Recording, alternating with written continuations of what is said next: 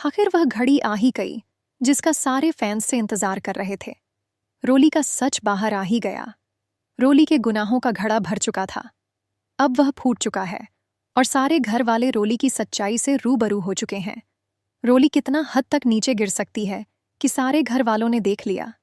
फिर भी रोली तो है ही चालबाज और शातिर लड़की। वह अपनी गलती मानने को ही तैयार नहीं है, बल्कि उल्टा दोष हमारी रूही पे मल देती है कि मिल गई तुम्हारे कलेजे को। ठंडक दादी रोली को जेल भेजने की बात करती है, जिसमें मधुबाला जी यानी कि रोली की माँ दादी के सामने हाथ जोड़कर माफी मांगती है और कहती है कि मैं इसे बहुत दूर ले जाऊंगी, प्लीज आप पुलिस को मत बुलाएं। लेकिन दादी पीछे पड़ जाती है कि आज पुलिस आकर ही रहेगी। मधुबाला जी दोबारा रूही के पैर तक पकड़ लेती है कि अब तुम ही समधन जी को पुलिस बुलाने से रोक सकती हो। लेकिन आज रूही ने बहुत ही समझदारी वाला काम किया। उसने साफ साफ मधुबाला जी को मना कर दिया कि मैं आपकी कोई नहीं लगती हूँ, मैं आपकी बेटी नहीं हूँ और ना ही आप मेरी माँ और रोली मेरी बहन। रोली के कारनामों की सजा उसे मिलनी चाहिए। आप दोनों घर से दूर चले जाइए।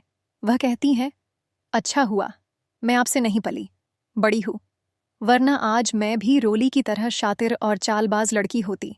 सब आपके ही परवरिश का नतीजा है कि आज रोली इतनी बिगड़ी हुई है। अगर आज मैं भी आपसे पलती तो आज मैं भी इतनी बिगड़ी हुई होती। रोली की माँ रोली को घसीटते हुए तो घर से बाहर ले जाती हैं, लेकिन रोली अभी भी शांत नहीं होने वाली है। वह अपना अगला कदम जरूर चलेगी। इधर नहार अपने कमरे से बाहर आ जाता है और वह बहुत ही स्ट्रेस में होता है। रोली रोली को पुकारने लगता है कि कहाँ गई। रोली रोली की माँ भी नहीं है।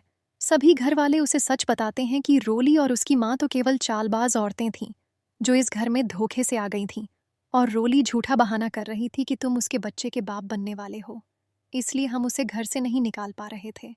लेकिन आज उसका भांडा फूट चुका है। वह दोनों बहुत दूर चले गए हैं, अब कभी वापस नहीं आएंगे। लेकिन नहार अपना कंट्रोल खो देता है।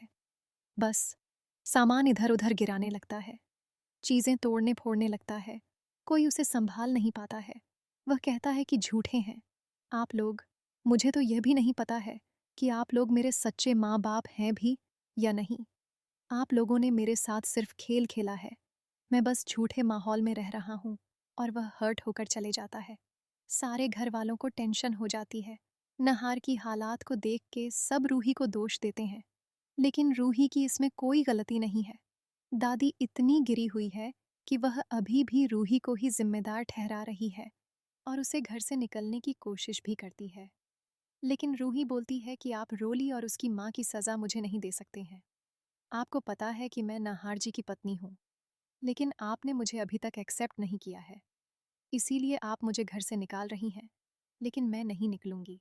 वह सभी को एक कमरे में इकट्ठा कर देती है कि मुझे आपसे बहुत इंपॉर्टेंट बात करनी है।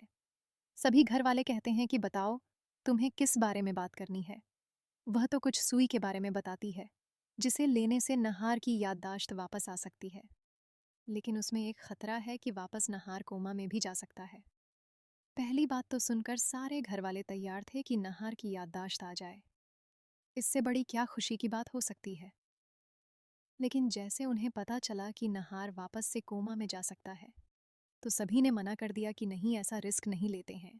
लेकिन रूही और नहार की बहन अवनी का मानना है कि यह इंजेक्शन नहार को दे देना चाहिए, क्योंकि नहार की हालत अभी भी वैसे कोई सुधरी भी नहीं है।